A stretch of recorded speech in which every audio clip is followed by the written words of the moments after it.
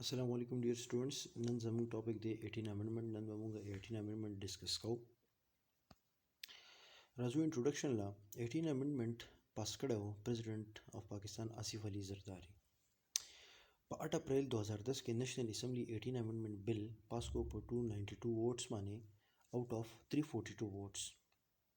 بیا دغه بل لاړو سېنات ته او سېنات په 15 اپریل 2010 کې د 18 امندمنت بل پاس کو. بیا د دینه بعد په 19 اپریل 2010 باندې پریزیډنٹ اسنډ ورکو دی امندمنت لا مطلب ساين کو او پاس کو. دا زموږ سره انټروډکشن. راځو فیچرز لا په 18 امندمنت کې اولنې کار دا وشو چې آرټیکل 58 2 بی دا ریموو کو. آرټیکل 58 2 بی کې وسدي آرټیکل 58 2 بی کې دا خبره ده چې پریزیډنٹ نېشنل اسمبلیز ډیزالو کولی شي. دا پاور د پریزیډنټ سره و. نو په هیستري کې په اولنۍ پیره باندې یو پریزیډنټ خپل پاور چې کوم دی هغه ولنټرلی هغه مطلب ډیوالو کړل، ختم کړل. دویمه خبره چې د ضیاء الحق نوم په کانسټیټیوشن کې د ضیاء الحق په دور کې هغه اډ کړو، نو د ضیاء الحق نوم چې دی هغه ریموو کو د کانسټیټیوشن نه. دریم ان ډبلیو اف پی چینج کو کې پی کې تا. بل څلورم چې چیف الیکشن کمیشن چې دی نو هغه به اپوینټ کیږي د رولینګ او د اپوزیشن دغه په مشاورت باندې. بل ریکنسټیټیوټ د کونسل اف اسلامیک آیډیالوژي. اسلامیک آیډیالوژي کونسل هغه ریکنسټیټیوټ کو او دای کمپلسری کړی چې 90 ډیز بعد بدو ددو میټینګ کیږي. بل ایډیټ آرټیکل 25A آرټیکل 25A په کانسټیټیوشن کې ایډ کو. اوس په دې کې څه وایي چې فری کمپلسری ایجوکیشن بای د سټیټ ټیل 16 ایئرز ایج فار آل سټیزنز. چې سټیټ په فری ایجوکیشن پرووایډ کوي د 16 ایئرز ایج پورې ټول سټیزنز ته. بل دا کار وکړي چې اسټیبلش نېشنل اکنامک کونسل. نېشنل اکنامک کونسل یې اسټیبلش کو جوړ کو او بل نېشنل فاینانس کمیشن دا جوړ کو. دا زموږ سره فیچرز اف 18 امندمنت. فلاز ان 18 امندمنټس. فلاز پکې څه دي نو انکریز کمیونیکیشن کې بټوین فیډرل اینڈ پروونشل ګورنمنټ. د پروونشل او د فیډرل ګورنمنټ په منځ کې کمیونیکیشن ګیپ پیدا شو. ګیپ د دې د وجې نه پیدا شو چې صوبې مور اټانومس کړي. مور اټانومي د صوبو سیوا کړه. نو د هغې د وجې نه د فیډرل او د پروونسز په منځ کې ګیپ پیدا شو، کمیونیکیشن ګیپ پیدا شو. او بل دا خبره په دې کې ده چې 16 منسټریز هغه ډیوالو شو پروونشل ګورنمنټس ته د فیډرل نه. ها بل سیکنډ نمبر نان انټیګریټډ ایجوکیشن. د دې د وجې نان انټیګریټډ ایجوکیشن شروع شو ځکه چې صوبو دا اختیار ورکړ چې تاسو خپل سلیبس ځانه تیارولی شئ، خپل ایجوکیشن سیسټم چې کوم دی هغه چلولی شئ. نو دغه شان اوس که موږ وګورو په پرزنټ سچویشن کې کې پی خپل یو سلیبس دی او د سند خپل جدا سلیبس دی، د پنجاب جدا سلیبس دی او د بلوچستان جدا سلیبس دی.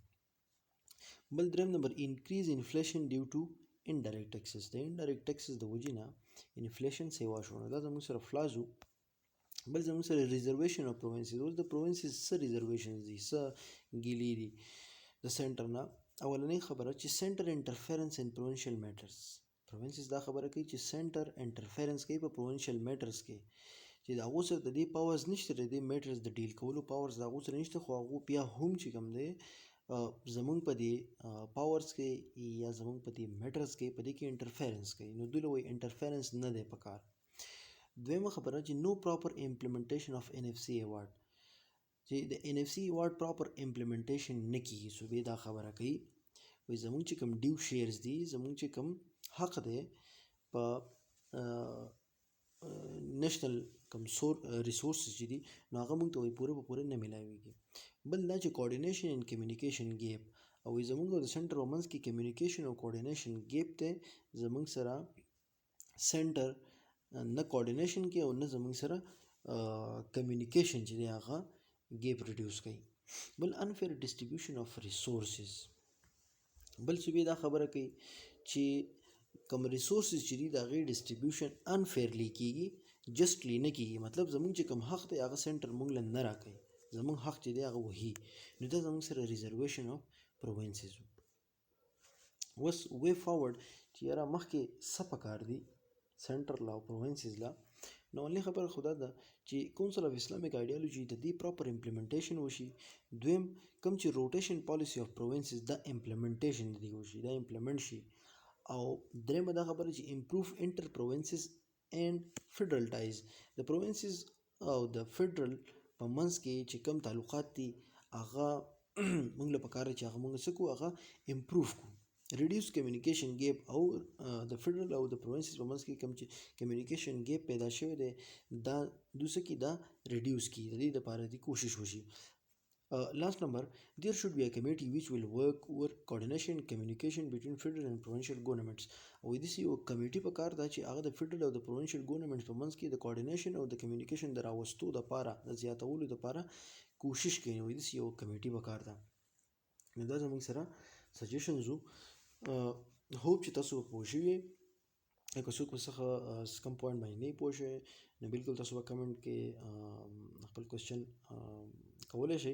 انشاءالله موږ به پوره کوشش کوو چې تاسو ته د هغې جواب درکړو. چې ویډیو خوښه شوي نو لایک یې، نه یې خوښه شوي ډسلایک یې. موږ ته ووایئ چې تاسو ولې خوښه شوه او ولې خوښه نه شوه، ځکه چې ستاسو سجیشنز زموږ لپاره ډېره معنی لري. او کله چې تاسو زموږ ویډیو لایک کوئ، شیر کوئ او زموږ چینل سبسکرایب کوئ نو موږ ته موټیویشن میلاویږي.